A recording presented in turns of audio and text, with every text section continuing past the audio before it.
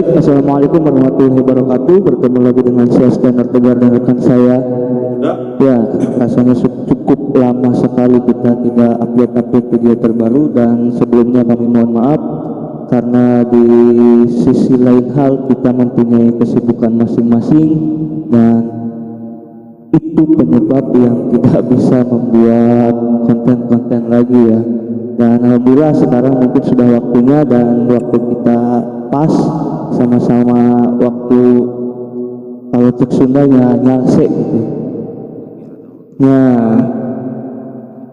Baik, nah kita tidak akan, walaupun jarang upload, kita sudah menyediakan materi-materi terbaru, tentunya lebih menarik lagi untuk dibahas gitu ya. Dan salah satunya yang akan kita bahas pada malam hari ini yaitu tentang Subhanul Iman. Ya, Subhanul Iman. Belum kita mulai pembahasan Subhanul ini, jangan lupa, karena di mana kita berada, yang namanya nongkrong, ngobrol santai, itu harus ada teman camilannya. Ya, mungkin kalian tidak akan asing lagi dengan cemilan yang selalu ada di depan mata kalian dan tentunya di depan mata saya. Kami maksudnya. Itu lumpia crispy. Dan bila Anda ingin memesannya silahkan cek link yang ada di deskripsi video ini. Dan bila Anda suka dengan kostum yang kami pakai, jubah ini ya, silahkan kalian cek juga link yang ada di bawah deskripsi video ini. Ya. Aswad kulit. Baik, karena waktu sudah menunjukkan pukul 8:30 waktu Indonesia Barat, mari kita jangan berlama-lama lagi dan jangan bertele-tele lagi. Mari kita mulai dengan materi Subhanul Iman. Nah, mengenai materi kali ini, saya akan menanyakan beberapa pertanyaan. Dengan apa? Nah, ya tentang Subhanul Iman, karena materi yang akan kita bawa ya materi tersebut. Gitu. Oke, Subhanul Iman. Ya, baik. Yang pertama, apa tanggapan Anda mengenai Subhanul Iman? Jadi Subhanul Iman kita bahas secara etimologi, artinya Subhan itu apa, iman itu apa, kan? Subhan itu secara etimologi itu artinya cabang, sedangkan iman artinya keyakinan. Jadi bila disingkat Subhanul Iman yaitu cabangnya iman. Pada dasarnya manusia ini terlahir di muka bumi ini secara fitrah itu pasti terlahir dengan keyakinan adanya zat yang Maha Kuasa, Allah Subhanahu wa Ta'ala. Nah, keyakinan ini di dalam istilah agama itu disebut dengan iman. Maka manusia telah menyatakan keimanannya itu kepada Allah Subhanahu wa Ta'ala sejak masih ada di alam ruh. Sebagaimana di dalam Quran surat Al-A'raf ayat 172, A'udzubillahi minasyaitonir rajim. Bismillahirrahmanirrahim. Wa idz aqada rabbuka min bani adama min zuhurihim dzurriyyatahum wa asyhadahum ala anfusihim alastu birabbikum qalu bala syahidna an taqulu yaumal qiyamati inna kunna an hadza ghafilin. Sadaqallah. Arti dari ayat tersebut, dan ingatlah ketika Tuhanmu mengeluarkan dari sulbi itu tulang belakang, anak cucu Adam keturunan mereka, dan Allah Subhanahu wa Ta'ala mengambil kesaksian terhadap roh mereka seraya berfirman, bukankah aku ini Tuhan? Mereka menjawab, betul, Engkau Tuhan kami. Kami bersaksi lakukan yang demikian itu agar di hari kiamat tidak mengatakan sesungguhnya ketika itu kami lengah terhadap ini. Seperti itu. Maka dari itu maksud dari ayat tersebut pun pilar-pilar keimanan tersebut terdiri dari 6 perkara ya, yang sudah kita kenal dengan sebutan rukun iman yang wajib dimiliki oleh setiap muslim tanpa terkecuali. Jadi rukun iman itu bila mana yang keenam ini atau mungkin salah satu di antara keenam ini seorang muslim tidak mempercayai, ya, maka gugurlah keimanannya. Maka dari itu wajib yang mana pertama yaitu mengimani adanya Allah Subhanahu wa taala, mengimani malaikat-malaikat Allah, mengimani kitab-kitab Allah, mengimani rasul-rasul Allah, mengimani yaumil qiyamah. Kemudian yang terakhir mengimani qada dan qadar. Nah, itu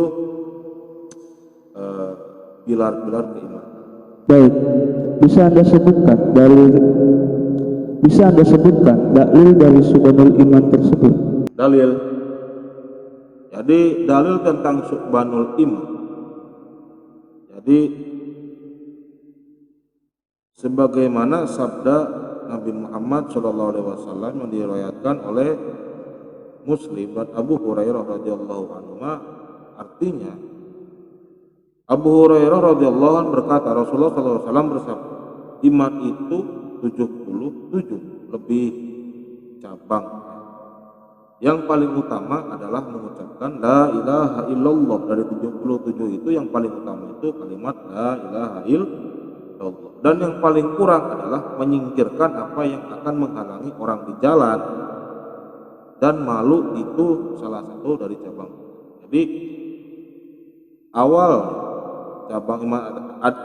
cabangnya iman yang ada 77 itu yang paling utama itu kalimat la ilaha illallah. Dan yang paling terakhir, yang paling kurang yaitu menyingkirkan sesuatu yang sekiranya di perjalanan di jalan, menyingkirkan sesuatu di jalan yang dilewati orang dan mempunyai rasa.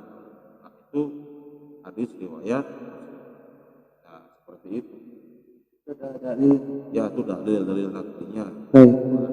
Jika memang subhanul terdapat macam-macam dan cabang, bisakah Anda menjelaskannya? Baik.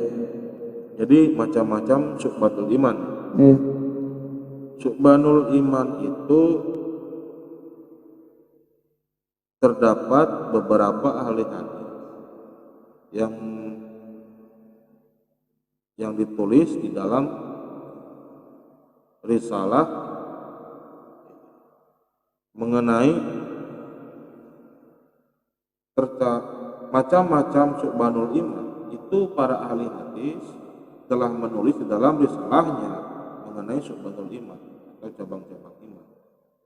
Di antara para ahli tersebut itu Imam Baihaqi ya, menulis kitabnya Syu'bul Iman.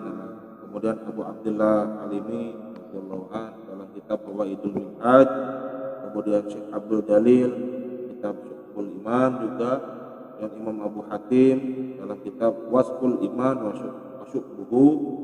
Jadi para ahli hadis ini keempat ini menjelaskan dan merangkum cabang-cabang keimanan tersebut jadi menjadi 3 kategori atau golongan,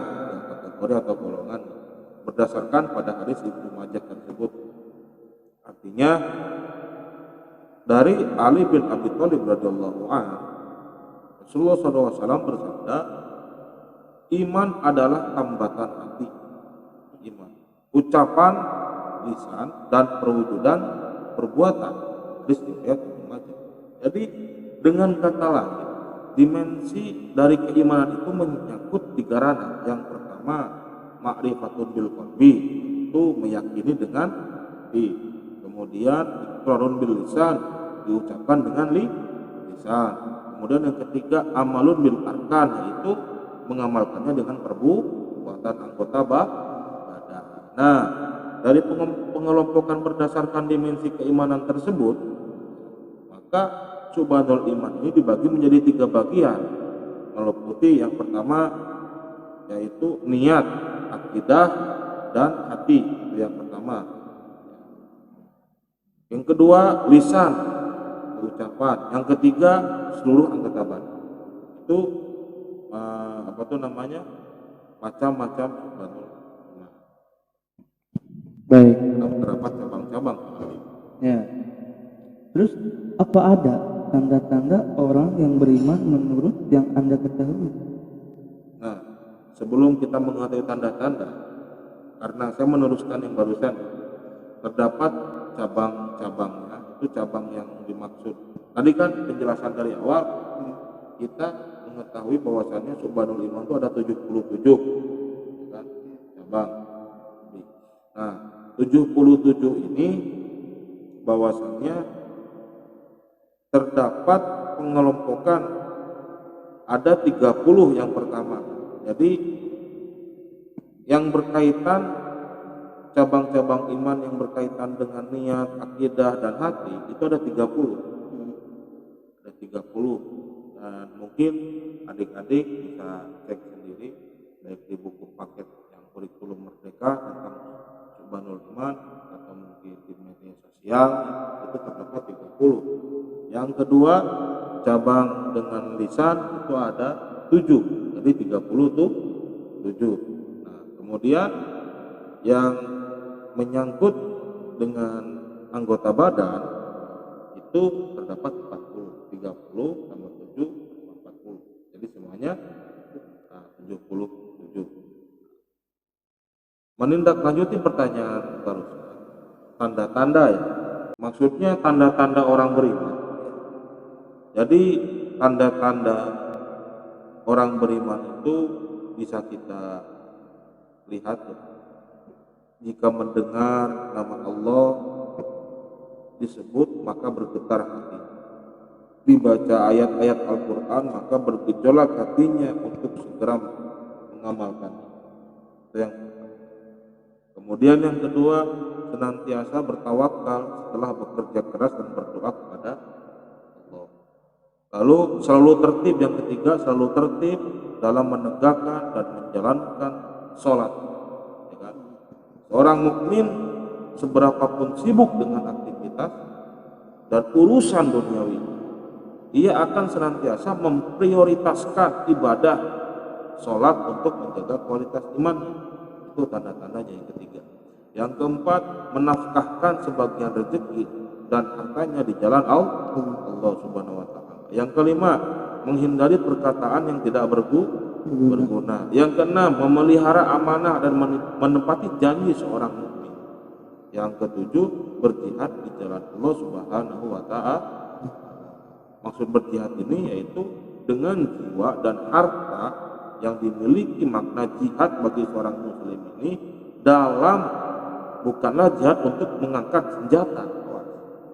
Kadang ketika kita mendengar kalimat jihad seakan-akan Islam itu perang, itu terkesan radikal lah.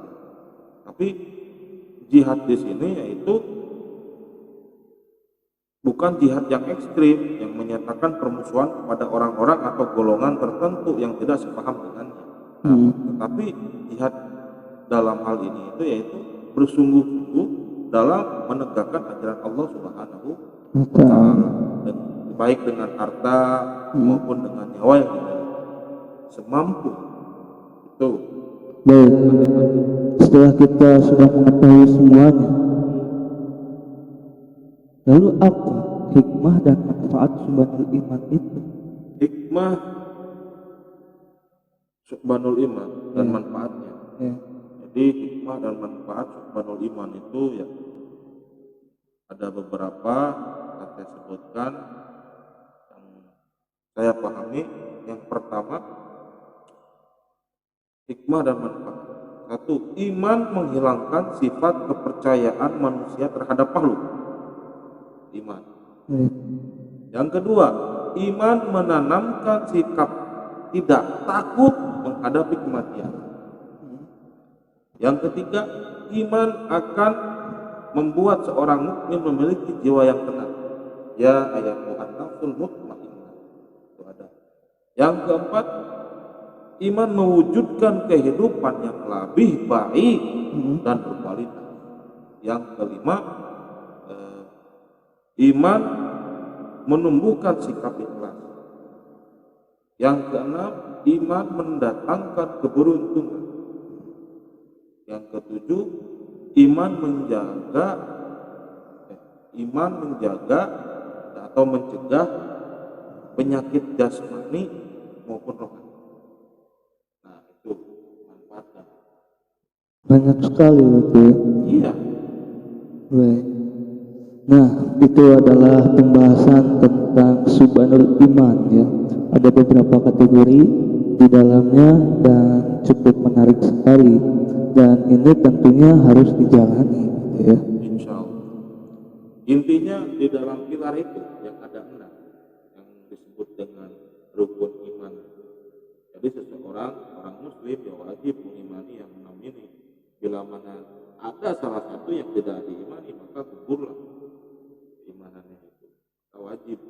Dan itu adalah subhanul iman. Iya, subhanul iman awalnya dari situ mengerujutnya. Baik. Cabang 77, yaitu dimensinya dimensi niat, akidah, hati, kemudian ucapan atau lisan, kemudian anggota badan. Bila disingkat, yang pertama ada 30, ya, kemudian berbentuk sikap, kemudian yang kedua ada 7 secara ucapan lisan, 30 tambah 7 berarti 37, dan yang terakhir dimensi subhanul iman yang ranahnya ke anggota badan itu ada 40, berarti 37 tambah 40 di 70 pas. Pas. Nah, seperti itu. Baik, itu adalah pembahasan materi subhanul iman ya. Karena kita sudah membahasnya dan mungkin saya rasa cukup untuk pembahasan tentang materi kali ini. Dan kami apabila ada tutur ya, yang penjelasan kami yang kurang berkenan, ya, kami mohon maaf karena kami juga masih tetap dan terus belajar. ya, Dan kami juga sadar kami insan makhluk kewanisan, ya. manusia yang tak pernah luput dari lupa dan kesalahan.